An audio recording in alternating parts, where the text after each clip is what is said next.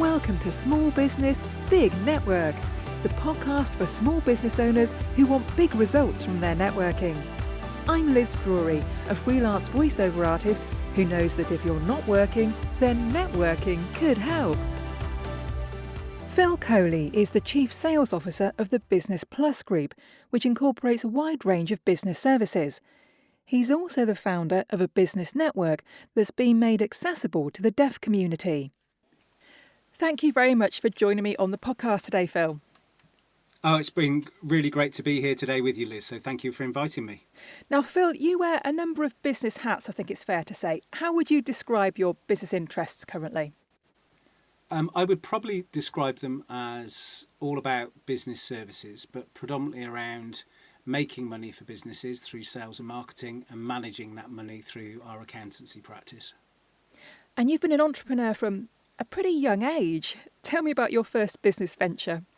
No, I haven't. I'll probably show my age here as well. But my first sort of venture was in my early years. It was about 11 or 12, and I just wanted to be doing something. And going back all those years ago, you had your local newspaper that you could advertise in classifieds, and that was the main thing. So I started up a little paper in our little village, and my first ever advert I sold was to the local butcher, and we had a little A4 sheet that we would put in about 150 homes in the local area. Now, for the younger generation to understand this, I was using a thing called Letraset, which basically was a typed word, and it was like a transfer, and you scrubbed it on, and then you had to photocopy it. So yeah, that was my first ever venture and my first ever advert. So I think sales is in my blood somewhere. Yeah, absolutely. I'd forgotten all about Letraset actually until you mentioned that just then. But wasn't that a really time-consuming way of doing things?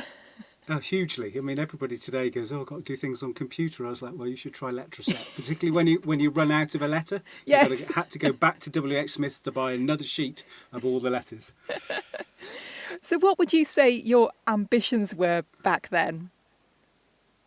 I don't know really. Sport always featured highly for me, so I was always fairly competitive, but I think I always had a sort of entrepreneurial spirit inside me of, what could I do to, even in my sort of teenage years, what could I do so I could get some money so I could spend it on things? And that's what I looked at, is what skills can I do? So yes, I did a sort of free flyer in the locality, did a bit of gardening, I did a bottling up job for a local hotel as well. So I was just sort of filling my days, outside of school time with how can I make some money? Yeah. Now, you mentioned sport there. I think you did some qualifications in sport, didn't you? Yes, yeah, I did. I mean, for me, I played sport to a high level in my junior years, both hockey and rugby, and sport, not just playing the sport, but understanding what makes an individual or a team tick. And most of the time I was a captain of a team, so always had those leadership qualities. And back then in the late 80s, early 90s, the sort of field of sports science and sports psychology was only really just becoming apparent in the UK. So I managed to get onto one of the first ever sports science courses at St Mary's in London, and that gave me the ability then to study sports psychology and really understand what makes people tick and teams tick. And I was really lucky to go to the Barcelona games, working with some Olympians as well as part of the sports science support program. So for me, I sort of got exposure early on with professional teams and professional sports, and really understanding what makes them tick, and of course that magical word that seems to be the big business sort of buzzword of coaching is something I've been involved in now for sort of over 25 years. Yeah. Well, it sounds like your career got off to a pretty good start. Yes, yeah, no, I would say it did. I mean, I left school and started selling advertising for 3 years because I realised I wasn't mature enough to go to university because I didn't know what I wanted to do.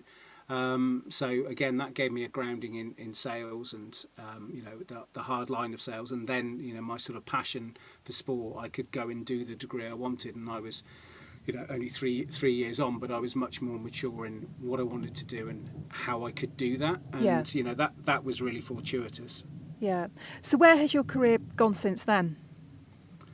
I mean, a twist of fate, really. I mean, I suppose I had the opportunity that I could have stayed in sport, and I think again my hunger for success, but also my understanding of what you put in is what you get out. I could never earn enough in sport, but I was practicing in sport. I was really, lucky to work with Olympians and world champions, European champions across a number of different sports. And one of the sports that I was working closely in was high-level squash.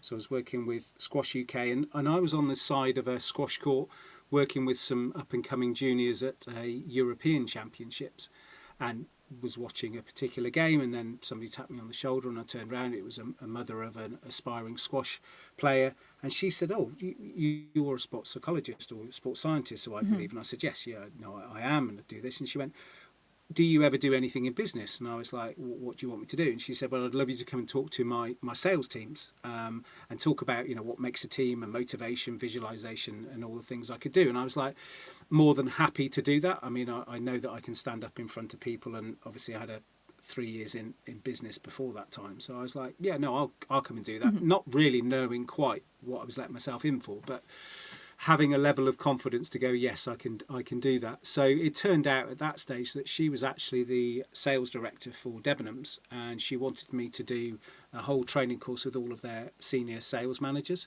Wow. And I was like, yeah, and I sort of don't shy away from a challenge. So I was like, yeah, no, I can do that. So I was able to deliver a whole workshop on the high performing traits of sports teams and individuals at the highest level, and that really then gave me an insight to what was in my head would be really useful in business. And I then I didn't even know what to charge, and I said, "Well, what do you want to pay for the day?" And then she said a figure, and I was like, "Wow, that's more than I get in sports." So I was like, "Yeah, no, that's fine, that's acceptable." And that started me on my corporate career at that stage. So it was serendipity, really, that took you to where you are. Yes, yeah, no, absolutely, and I think lots of people talk, it's right place, right time, and there's always a little bit of luck, and you make your own luck, and yeah, that was for me was lucky, and it did mean I went in a new direction. Yeah, brilliant. So tell me about what happened in 2015. You had a pretty major health scare. Yeah, I did. I try not to think back on it, but then I do think back on it and I go, well, I'm still here today. I think at that time, particularly through 2014, 2015, I was pushing myself too hard in a particular business venture, and I was juggling one or two businesses, and I learned a lot from that. But the upshot of that was I was sort of propping one business up by the other, and I was doing a lot of work in the US, and I'd done just a stupid thing. I'd stepped out of a doorway and I broke my foot. I was unaware of broken my foot. I just like, God, that hurts. And I drove to London, and it was still hurting. And then that evening I was like, maybe I've sprained it or something. So I went to the hospital, and they said, "Did you drive here?" I went, "Yeah." They said, "Well, you won't be driving back." And I was like, okay. So I've broken my foot. But the key for me then, because I was fairly frantic in business life at that stage, was, will I be out of a cast in 6 weeks' time? And they said, "You should be out in 5." It went brilliant, because I knew I was going to the States. So I had to do it. So to cut a long story short, went to the States for 12 days, was stood up for a lot of that time doing coaching, returned back to the UK, and unbeknown to me, because it hadn't healed properly, and I was on a plane and I didn't bother moving around, I basically got DVT. Right. And so arrived back in the UK that evening. I was at home alone, and just unbeknown to me, it formed a clot hit my heart, and I didn't have a heart attack, I just had a heart seizure. And it stopped, and I don't know, Lady Luck was looking down on me, because if I had broken my fall, then I wouldn't be here today, because I didn't break my fall. It hit the ground pretty hard. There's a medical term for it, but it basically jump started me. Right. And I managed to dial 999 and ended up in hospital for 9 days, and they said, "Yep, you've had a DVT. It actually went to your lungs, but it's caused you a seizure. We're going to keep you in." And and then it was all unravelling in front of me, sort of my lifestyle up to that point, and pushing too hard with business and high blood pressure, blah blah blah. So it was a whole sort of, it was a perfect storm is probably the best way to describe it. Yeah, but I imagine that changed your outlook on life, did it? Hugely. Yeah, hugely, and it was quite bizarre. I mean, when the ambulance came, they gave me some kind of drugs or whatever to get me there. And I mean, I remember texting my now wife, going, "I'm in an ambulance," and she was miles away, and she was, it was just all really surreal. Even for me, it was surreal to be going, "I'm in an ambulance," because I shouldn't, it was just most bizarre. But it was definitely one of those moments where you go, okay, this is a wake-up call. Yeah. Something's got to change, you know, and you sort of reflect on everything then. So it definitely made me change everything. Yeah. And I know you're not the only one to have had serious health issues, because then your wife was ill. Yeah, no, I mean, crikey, we did go through the mill, particularly Yeah. probably for sort of a period over 4 or 5 years. Then my wife and I at that stage were, you know, we'd only recently just got married. We were working and, you know, working on just getting the work-life balance. And one of those things was to move to France and get a property, and could we do a property up? And we couldn't, you know, financial situation at that stage, we couldn't really afford what we wanted, and France was attractive. But in the middle of all of that, which was a positive change for us, and, you know, doing new things, was my wife is fair skinned, and she's got a number of moles on her body, a lot of moles, and just one of them just wasn't quite right, and she went to the doctors, and they went, oh well, it's probably nothing, but come back, or we can't get an appointment. It's one of those. And she went, look, I know my body, this isn't right. And they said, well, we'll see if we can see you. And she did kick up a bit of a stink, and they got her in, and then the next day she was in hospital and was having the melanoma removed. And we were hoping at that stage that it had been caught, but no, sadly it hadn't. And from that point, you know, those people that would know about skin cancer, it's very much a silent killer. So it had spread, it had gone in, and then it was she went through all sorts of treatment, both in the UK and then finally in France. She had lymph nodes removed and all sorts. And really what we went through was there was a 12% chance of her actually surviving. So wow. that was pretty tough for us to go through. Yeah. And it led to you doing a lot of fundraising, I believe. Yeah, it did. I mean, one of the things was my wife is fairly placid, and I wouldn't say she uses bad language very often. But there was one time when I went, look, it's going to be all right, and that was a big flare up for her. Like, it's not going to be all right, or words to that effect. People can fill in the blanks, and it just made me realise that you know, it's being a partner of someone going through cancer, and I speak about this quite a lot. Is you don't quite know what to do or what to say at times. And I was feeling myself a little bit frustrated. So, of course, I was there supporting and going through those things. But I was just like, I want to do something. So I just came up with this idea, because Macmillan nurses were amazing for my wife in the first part of her treatment in the UK. And if you go into a hospital, and particularly in a cancer ward, you just see nurses. There's nothing to tell you they're the Macmillan nurses. And Macmillan do provide a large number of nurses for those with cancer, and I don't think enough people know that or knew that. So I was like, right, I'm going to raise some awareness and some money. And at that stage, as a company, we were supporting a homeless charity based in Cheltenham as well. And I was like, oh, I'm going to do a dual one. So I thought, right, I'm going to come up with a challenge. Nothing that's, you know, people can cycle from London to Paris. I was like, I'm not going to do anything that's sort of standard. I want to do something that pushes, and actually, you know, yes, it gets a bit of PR for the two charities, but also it'll help me see who I am. So I undertook to walk 360 miles in 12 days, which was walking around the county boundary of Gloucestershire, starting in the middle of the county, going down to Bristol, where Southmead Hospital, where my wife had majority of her treatment, and then walked around that boundary. And I was sleeping rough every night. Wow. So it was a really big challenge, and something that was different. And on the surface of it, you know, it's like, okay, you're sort of walking on average 30 miles a day, and it sounds okay, and Gloucestershire's a lovely county, and it's all great. And for me, it was the training. I put 5 months of training in to do that, which was great. But even once you get into those days, there was one day, I think it was about day 6, and, you know, I think day 3 the blisters started to come, and, you know, you start to feel it all. And I think it was day 6, and I ended up doing just over 40 miles. From one part of Gloucestershire to the next, and it was just one of the days where it's just constant rain, you know, just horrendous. And I think that's when it hit me about loneliness. Yeah. And I'm fairly positive, fairly out there, and it's just like, geez, you know, I did walk that 40 miles in beautiful countryside, but it was pouring with rain, and I never saw a shop, a person, or anything. And you go, wow, this is a little bit lonely. Yeah. And I suppose then it was I could reflect then on those that are homeless. can be Yeah. really lonely if they don't have the right interaction. And also those who are going through cancer, it could be a really, really lonely place because of that. So yeah, it was a huge learning curve for me. Raised over £7,000, which was amazing, split between the two charities. So I felt I did something, and I felt I raised the awareness, and that was one of the important things. Yeah, fantastic. So let's talk a bit about networking now. How has networking been a feature of your business life? Oh, it's been a huge feature. I mean, even today, and somebody asked me last week, how much of your business comes through networking, and 40% of our business comes through networking. So it's a big feature for me. Now, my first ever networking I went to was back in the late 90s. So I've been networking for, I would say a long time.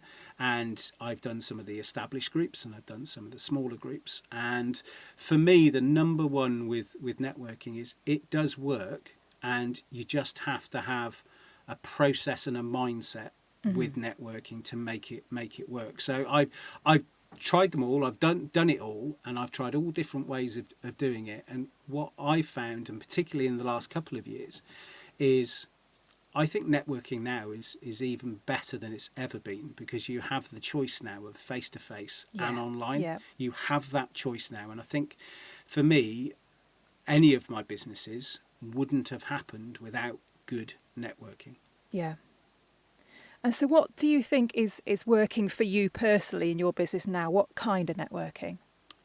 So what kind? I think that's an interesting question with the what kind. I do know how networking works for me, and that might be better for me to answer that one first, is regardless if the networking is online or it's face-to-face, for me, it's always the same process. You're never going to get, in my eyes, and what I've found over the past, you never get anything really in the first 6 months, because you're building relationships. Yes. And I see far too many people go to a networking group once or twice, throw out email after email after email, or business card after business card, and you go, do you know what? You don't understand how to network. There's a proper process to do it. Because for me, it's about building trust. It's about building trust with people, and it's about helping people. So I've always, lots of people know I have a really good contact base. So I always look at how can I help somebody first. Yeah. And then from that, I know that something will come to me. And I do remember from when I was a member of BNI many years ago, they do say, givers gain. And I suppose I've always held that in my head for networking, that I will always give and I'll always help anybody I can, because I know ultimately it will come back. Yeah. And I think we have to look at it as it's a marathon, not a sprint, isn't it? Absolutely. Yeah, no, it is. So tell me about the network that you've set up. Yes, so I probably right now, I probably network in 6 or 7 different places, because part of what my role in our business is now, I'm very much the face of and out there. But one of the things that stuck with me was when I was back in Gloucestershire 6 years ago. I was a member of a local group, which was just a single group of business people across Cheltenham and Gloucester. Really nice group, but it was not for profit. And one of the charities they supported was the Gloucestershire Deaf Association. And a guy came from the Gloucestershire Deaf Association who was deaf. He came with an interpreter, and he wanted to encourage more local businesses to look at employing deaf people. And I was sat there, and I was really humbled by this guy coming into a room who, is deaf, and he's with an interpreter, and he was willing to stand up and, have what he was saying interpreted to the group. And I was like, wow. So I chatted to him, and I said, well, how does this work? And really him and I just created an amazing friendship. And, he and his wife are both great friends of mine now, but we've always stayed in touch. We always do things, and we as a company still support the deaf community hugely because of my introduction to him. So Reg Cobb is my great friend, who is now the CEO of a company called Deaf Plus, charity called Deaf Plus in London. Now, he and I 2 years ago were chatting over COVID and the challenges, and he was saying it's a massive challenge for us now in the deaf community because of masks, and so many deaf people, they can't lip read, and just a nightmare. And I was like, God, I can't continue like this. So March of last year, I had this idea, because I was doing a lot of Zoom online networking. And I said, look, Reg, I reckon we can do a networking group that we can bring in the deaf community, and we can have those who are deaf and those who are not hard of hearing. I reckon we can do it as a network. So he went, well, how will it work? And I said, look, we'll do a 90-second round, and we'll do a guest speaker, and when I speak, we can have the interpreter can sign, and when you're signing, Reg, the interpreter can speak. And he went, well, I reckon we could do this. So we got a few friends together, and we said, right, we're going to do it over 6 months, once a month. Let's just run it. And the first 2 were amazing, and it was like, wow, we stumbled on something here. So we now have 2 monthly networking groups, one for the south and one for the north, with no more than 14 people at each one. Mm-hmm. And it is a mix of those that are deaf and those that are not hard of hearing. So exactly as I was explaining, we have 2 interpreters, so everyone's on screen, and a deaf person can see the interpreter, and when the interpreter is speaking, then the rest of us can obviously hear what's being said.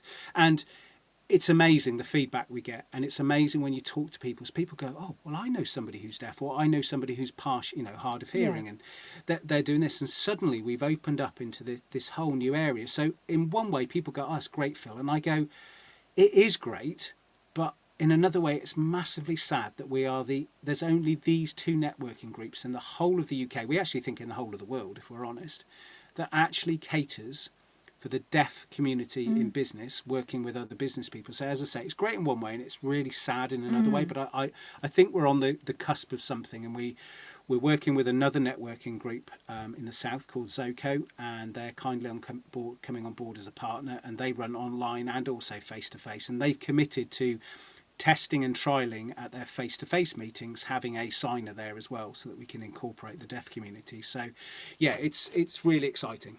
Yeah. And so what kinds of businesses have been represented at your meetings?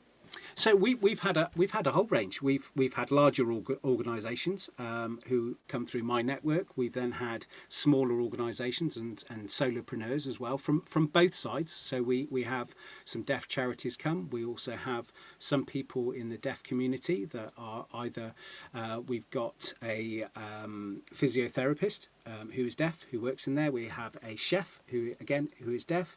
We have a translator who is deaf. We also have somebody who does a range of different courses in terms of e-learning. So it doesn't matter if you're deaf or not, they are running those. So we have a whole array of different businesses. So what I say to people is, apart from having an interpreter there, you wouldn't know it was different to any other networking meeting. And that's what we wanted. Yes. We want it to be inclusive, and we don't want people to go, oh, that's the deaf networking group. It's like, well, no, it's not, because yes, there are deaf people there. That's because we're all catering for each other, and that's how it works.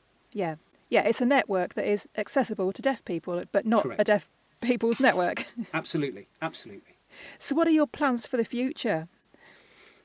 I mean, ultimately the plans, and I think people ask me that, is we run the group for free because for me, it's we want to promote it works. And we would probably never go more than having regional groups. Yeah. Because there are lots of amazing networking groups out there, of which I'm a member of a number. And if through what I do, it shows other networking groups that you can be inclusive for the deaf community, and other networking groups start to do the same, then actually that to me is a win. I'm not looking at it as a commercial entity. I'm looking at this as how can we help the deaf community in business become better represented. Yeah. And just tell me a little bit about the business that you're running at the moment, the Business Plus group, what you do. Yeah, within Business Plus, and I've got an amazing business partner, Mark Pearce, and he and I came together 4 years ago now. And Mark and I laugh and joke. My strengths are people and leadership and sales. And as a salesperson, I'm out there selling, and for me it's like, right, the money's coming in, you go after shiny objects, and I wouldn't be a classic salesperson, but I would be, I have a salesperson's traits. And so Mark and I joke, because when he came to our original business, which was iPlus, which is 10 years old this year, which is our sales and marketing agency, Mark originally came in to partner with me on that. And it wasn't in a mess, but he was like, I can tell this has been run with a salesperson. So he came in, he now very much is the chief exec of all of our businesses. And Mark comes from the accounting background, so all of our money is absolutely correct. Everything we're as a business, we're very solid, hugely solid, and in that. So that then came out of that is within Mark's skills. We then set up Instant Insight Business Accounting, which is our accountancy practice, And again, Mark and I have that. So we have a sales and marketing agency. We have an accountancy firm. We also have a digital publishing arm as well, which is revolving around business owners, and we have a website called The Business Owner, and that's all about business owner life. We have features and interviews with business owners and companies and articles, and we mail out to 114,000 business owners every week. And then we've just launched a VA and IT support business, and it sounds great what we're doing, and it's really driven by our customers. So our customers are saying, ideally, we just want all our business services really in one place, and we just want one invoice, and to do that. And they trust what we do, and they like the way that we do it. So we might have a client who's wants us to do some lead generation and sales, and then they go, oh, I see you've got this, and then we introduce them into it. So it's a slow burn, but it's a strong growth curve for us in terms of providing those services. Yeah. Well, it sounds like you provide lots of different things, and I'm sure you're going to continue to provide more by the sound of it. Absolutely. So if people listening are interested in finding out more either about the Business Plus group or about the networking, what's the best way to contact you, Phil? Yeah, so the best way to go is to go to the Business Plus group website, so businessplusgroup.co.uk. You will find all the links on there. You can also go to my personal branded site, which is phil-coley.com, and that you can find out more about my sales angle and also my sales coaching that I do with people. But again, it's part of the iPlus element as well, so it's in terms of our sales marketing. But if you go to either of those two websites, you can find links to everything across those. Lovely. Well, thank you very much, Phil. That's been really insightful, and best of luck with your business and your network. Thank you very much, Liz, and it's been great to be featured today on your podcast. Thank you again. Thanks for listening to Small Business, Big Network. If you found this podcast useful, please do rate, review and subscribe. And don't forget to share it with the rest of your network too.